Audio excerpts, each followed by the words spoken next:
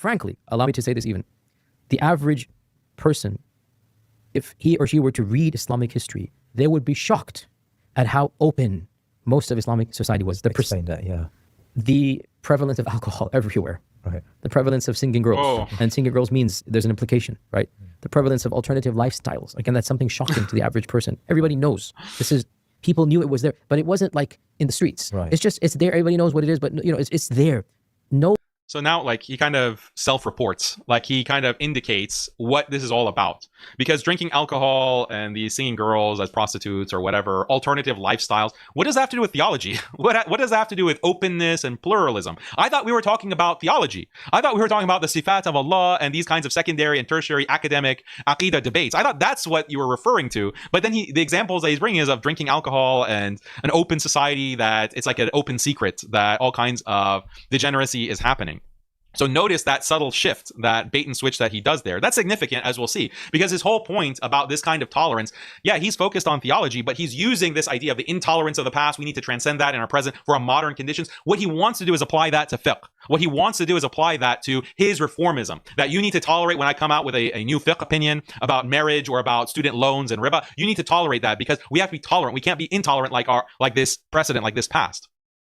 So that's why he's kind of shifting subtly into this more of the realm of fiqh as opposed to pure theology. But again, like the way he's characterizing it, that these scholars were intolerant in their ivory tower as academics and writing their books, but the people, the public, the Muslim public, they're actually quite open and pluralistic. Well, this is the perception that these scholars had as a default. I read you the Ibn Taymiyyah quote, and there are others. In fact, there's a whole collection that we are going to publish, inshallah, to show that the scholars said the default was, we do not want the lay Muslims to delve into these academic debates, these secondary aqidah issues. This is not something that should be discussed and debated because it causes conflict. It causes this division and fracturing that is bad for the Muslim ummah. So we don't preach and teach these aqidah issues. And this is contrary to what the Wahhabis say. The Wahhabis say, no, we have to focus on this. This should be the core of our da'wah, is to endlessly relitigate the sifat, endlessly relitigate istighatha, etc., etc. That's what the Wahhabis claim. But this is in contradiction to the actual statements of the Salaf, the actual statements of the Tabi'een and the Tabi'een, and the actual statements of the scholars that they claim to respect, like Ibn Taymiyyah. So Yasir Qadhi, again, he's mischaracterizing and then saying that, it's an open secret. Society there's all this acceptance and tolerance for alternative lifestyles. What are you talking about? Like, what are you talking about? Yeah, it existed. Like, this is the stuff that liberals say. Like, some of these LGBT activists, they say, oh, didn't you know that there are these poems that talk about man-boy love? Man-boy love. That means that it was rampant. Because I read it in a poem. There's this poem that's talking about the love that a man has for a boy. Therefore, this is LGBT was rampant. Alternative lifestyles are rampant. Like this is the thing that liberal reformers and liberal activists will say as a criticism of the conservative Muslims who are against LGBT, for example, or against feminism. But Yasir Qadhi is, adding fuel to that fire. He seems to give credibility to this. It's completely false. You can even, on the basis of, talk to your grandparents, or even your parents if they're old enough from the Muslim world, and ask them, like, oh, was there like a predominance of alternative lifestyles? And were people just drinking alcohol in the streets? Like, if you go back to these Muslim countries from 60, 70, 80 years ago, and they'll be shocked. They're like, no, like, this is all new degeneracy that is coming to the Muslim world, coming to countries like Saudi Arabia, coming to countries like Egypt, to Morocco, to wherever. This is something we're very traditional societies abiding by all kinds of gender roles and Islamic morality. If things were happening, it wasn't discussed. It's a huge scandal. And it's limited to the dredges of society, to the dark corners that, not the mainstream, not on the street where everyone is aware of it. Even if it's not even an open secret. This is something too scandalous. Just talk to your grandparents about this, or your parents, about what Muslim society was like just 70 years ago, 80 years ago. See if what Yasir Qadhi is saying is correct, that, there was a prevalence of alternative lifestyles in Islamic history. What are you talking about? Oh, so the notion that many people have is that there was this idealistic utopia of the past, right? And that's because they haven't studied history. And that's because, as well, some of our preachers paint the past in such romanticized terms. And of course, I'm against that, right? But yeah, so what humans are humans. The historians are painting a romanticized picture. I mean, this is also like the liberal attack on religion. Liberalism is constantly wanting to attack history and paint history in the worst light. In fact, the historians, the histories that are coming from liberal academia, modern academia, have an incentive to paint the past in the worst light. For what reason? So that people will be disillusioned with the past and are going to be more willing to discard the past in order to adopt new ideas, new beliefs, new values. So there's an incentive structure to paint the past in this negative way. But when it comes to what Muslims value in terms of family values, being able to get married, have a family, live in a pure society, have a wonderful relationship with your children, have a Muslim community. Like, you can hear the call to prayer. You can go out in the street without being assaulted by these images of naked women and degeneracy and all of this. Like, yeah, that does characterize the past. Like, that's not a romantic fantasy world that has been invented by these romantic, starry-eyed Muslim fundamentalists. Like, that's actually true. Like, that's the basis of traditional society that existed, not just for Muslims, for other groups and religions as well. And that's all been destroyed. That's all been destroyed by a liberal modernity and this drive for progress. So it's interesting that Yasir Qadhi, and this is another pattern in his preaching, is to just attack Muslim history, the Muslim past, and paint it as somehow deficient and it's not as good as you might think. It's actually trash. It's actually alternative lifestyles were everywhere.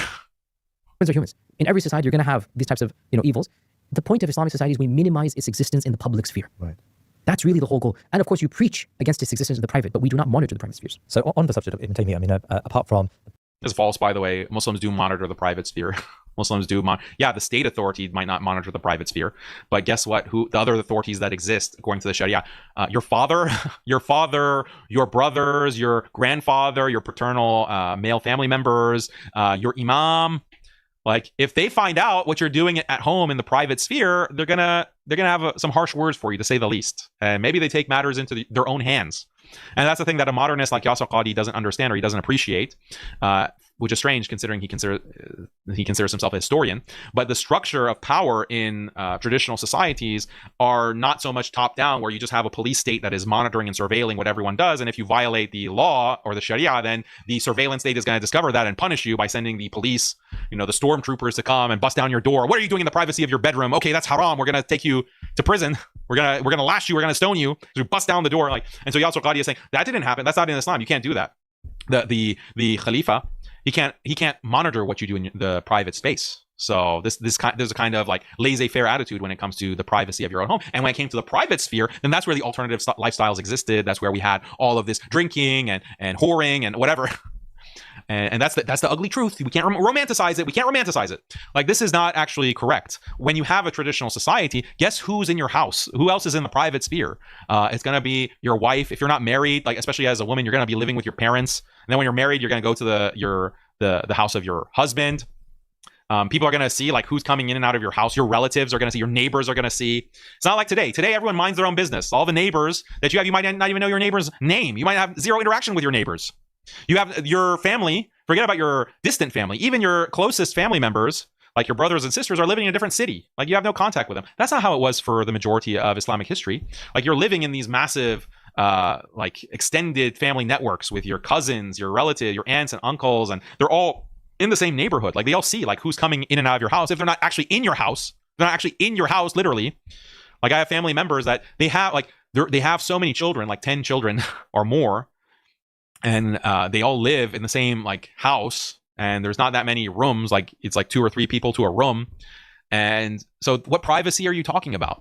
What privacy of your own home are you talking about? And everyone visits each other. Like, relatives are every day. There's a relative who's coming to see you. You have these tea parties or dinner parties. It's like so social. It's so vibrant. It's so interconnected. It's just a beautiful way of living. This is the beautiful way of living that's been lost in the modern world, especially if you're a Muslim in the West. It's been lost. I mean, there are some communities that try to preserve it in the West in different pockets, but my point being, there's no privacy in the sense that a Western, like these atomized Westerners, products of secularism and modernity and modern technology, their concept of privacy didn't exist and wasn't really feasible in the pre-modern past in these traditional societies. So, Yasir Qadhi again is making a mistake in his characterization, and he's fine. Like, he doesn't know the history, or he has a very simplistic understanding of Muslim societies historically, but there's a reason that he is making this kind of distinction, or he's making this kind of claim, because he wants to push Muslims to take a libertarian attitude towards morality.